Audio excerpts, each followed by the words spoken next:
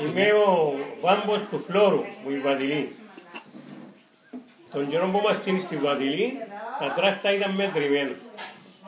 Λοιπόν, ο αρφός μου ο Κώστας έναν τράκτο και μετά έβαλε να πάω να πάθω δύο τράκτο.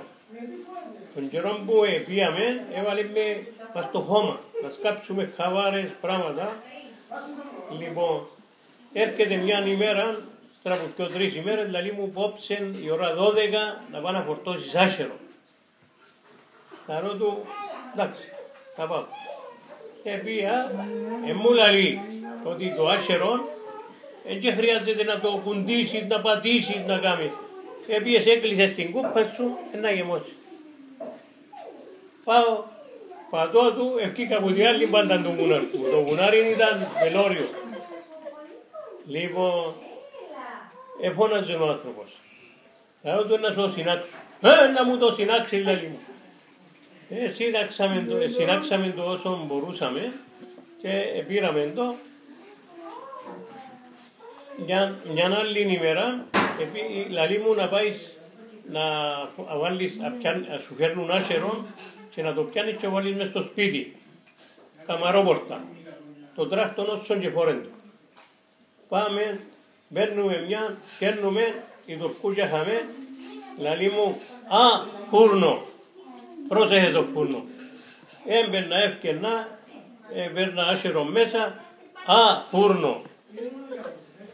Άμα και νύχτωσεν, εν είχε το τράκτο φώτα. Εγγύσαμε πας στο φούρνο. Φούρνο! Έφας μου το φούρνο τάχα.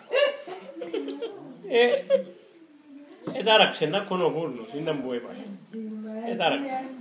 Λοιπόν, έβαλαμε το άσερο, τέλειωσε. Η γυναίκα είχε παράπονο γιατί ετάραξε ο φούρνος. Λοιπόν, για τα παπουτσόσικα τώρα. Λοιπόν, μια άλλη ημέρα, ο παπάς μου δούλευκε και έκαμε κάπου στο Αλαγαθιού. Λοιπόν, ήρθε ένας Τούρκος και εκείνος που είχε τους κάβους του Αλαγαθιού και λέει του, μάστρε, έχω παπουτσόσικα, λέει του. Λέει του πούντα, λέει του έτα, μες στο αμάξι, έναν μπαούλο μυάλο γεμάτο.